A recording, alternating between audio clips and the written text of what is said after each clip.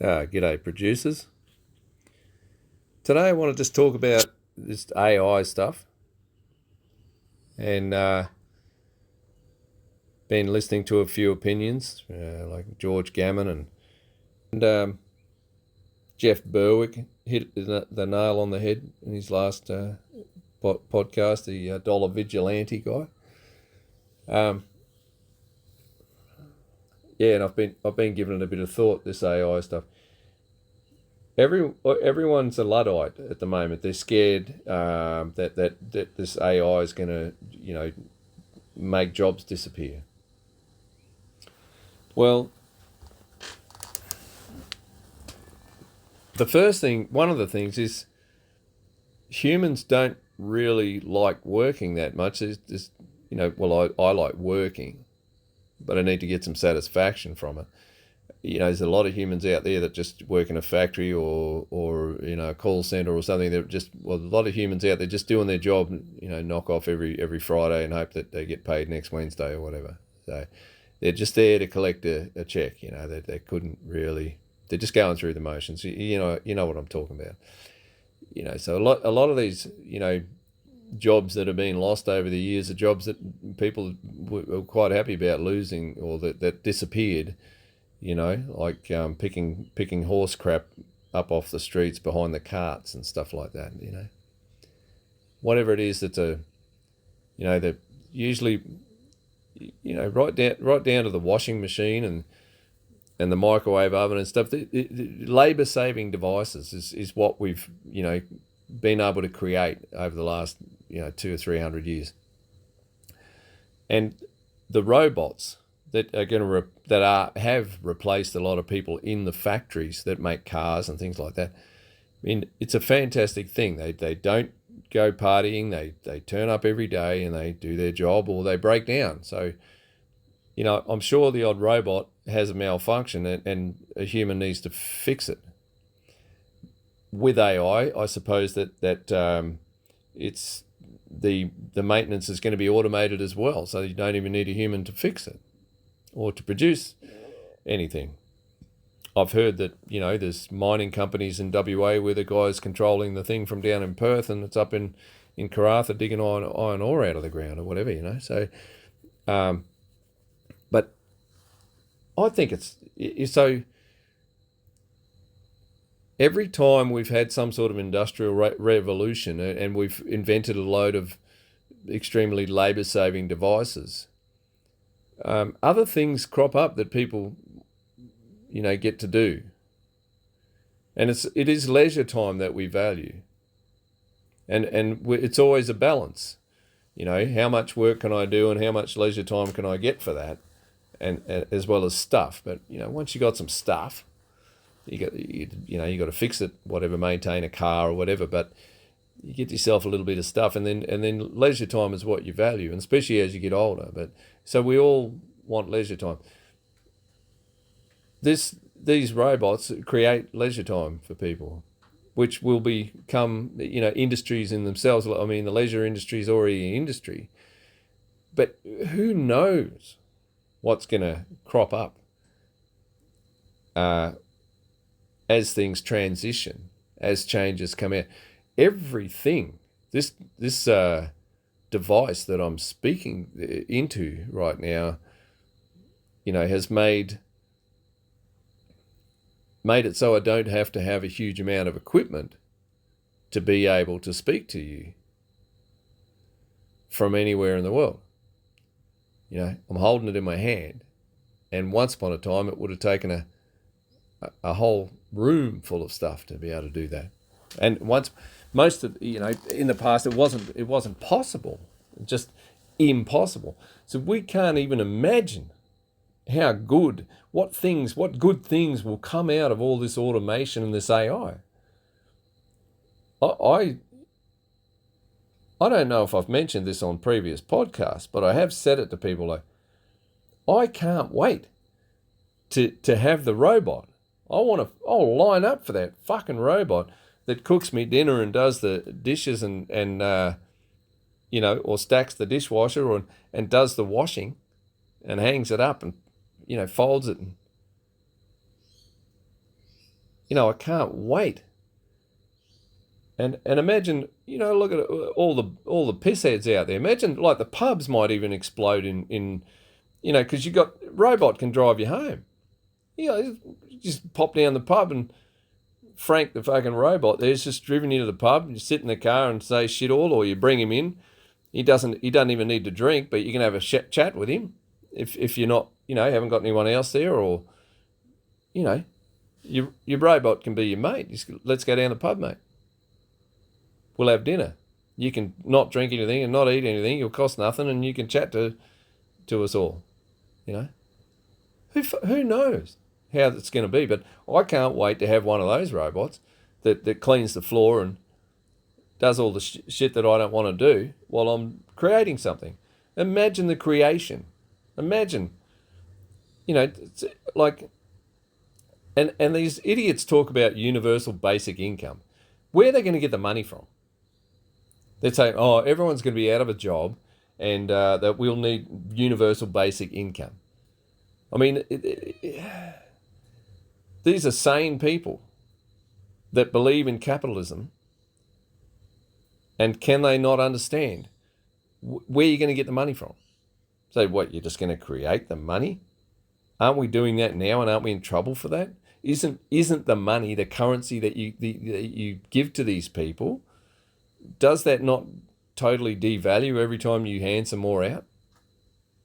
And we have welfare states now. What does it do when you hand currency out to people that can buy real stuff? What did it do when they shut the world down? What has it done since they introduced this rubbish? Welfare, like government welfare. There's always been private welfare, that's fine. But government welfare creates an incentive for people not to work. It breeds scumbags. Have you had a look around lately? Isn't there a lot of scumbags not working? Now, one of the things, the reason why they're not working, that they didn't grow up with a work ethic, plus all the regulations have killed all the businesses. So you've put them out of a job and then put them on welfare, and they're sitting at home becoming scumbags, breeding generations of scumbags, right? Well, so that we've already got that. That's your UBI. That's your universal basic income. So that's not going to work. Do you want to create, they talk about, all these people are going to be out of work.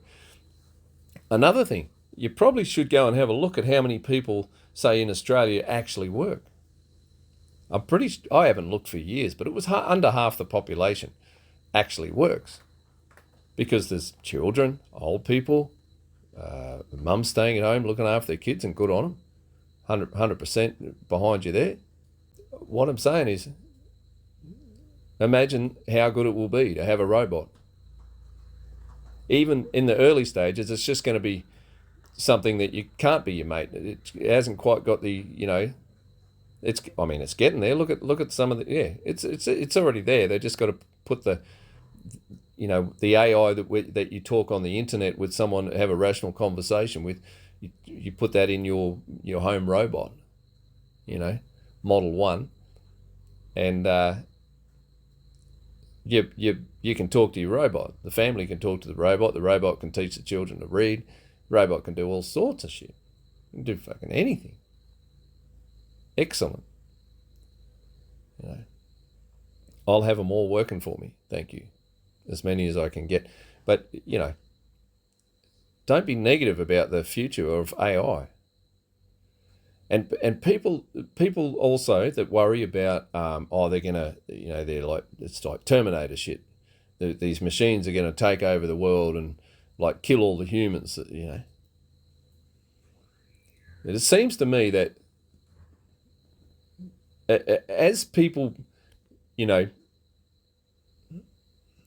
within the human race, when you find people that are extremely intelligent, they don't always, but as people get older, you've noticed that they get more conservative, right?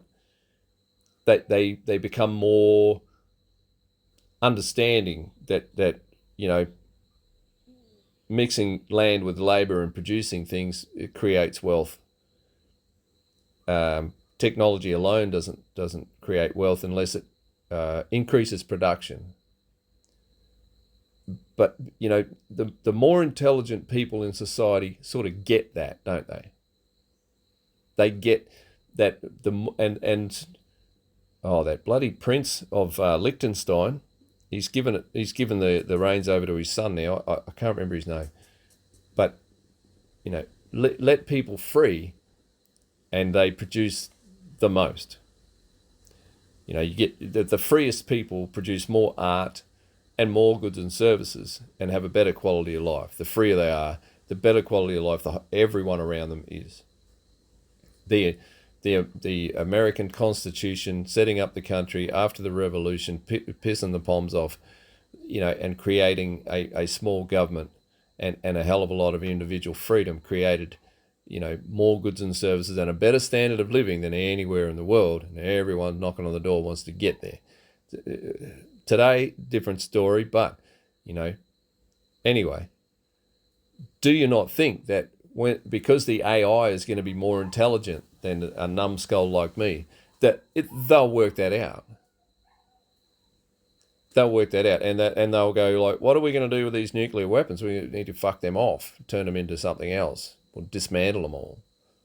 The AI, if we get to that point where we're sort of going, well, we may as well let the AI make the decision because we're not fucking smart enough, Then I think the AI is going to choose freedom and private property rights. That's what I'm trying to say. I don't think we have to fear, that something can become evil, that a thinking machine can become evil. I think maybe even, amongst humans, it's actually a pretty small percentage of the population that commit real crimes, crimes against private property. And I can't see any reason why that ratio wouldn't stay the same amongst, intelligent machines. See what I'm saying? Like, that Hollywood movies are pretty much the opposite of reality these days. That's why Snow White just flunked so badly, because it wasn't Snow White anymore. But I don't think we've got much to fear. I think we got a lot of good things coming. I think we've got a lot more leisure time coming, and we're going to continue to have labour-saving devices help us produce more and make more money, but not really, just make a better standard of living. If that means making more money, whatever your definition of money is, that's cool. But I'm gonna lie, I want one of these bloody robots. Where can you get me? Let's have a look around and get a fucking robot that can do your shit for you. Because as soon as it's available, and I'm sure the super wealthy are going to get it first, but that's fine. They drove motor cars first too. But in the pace of things these days, the common man is going to get a pretty similar version off the shelf at Walmart or Big W, or order it through Amazon or eBay or something, get it on Temu. Like, oh, I'm so excited, my robot's getting here today. Only cost me $2,000. Have a look what it does,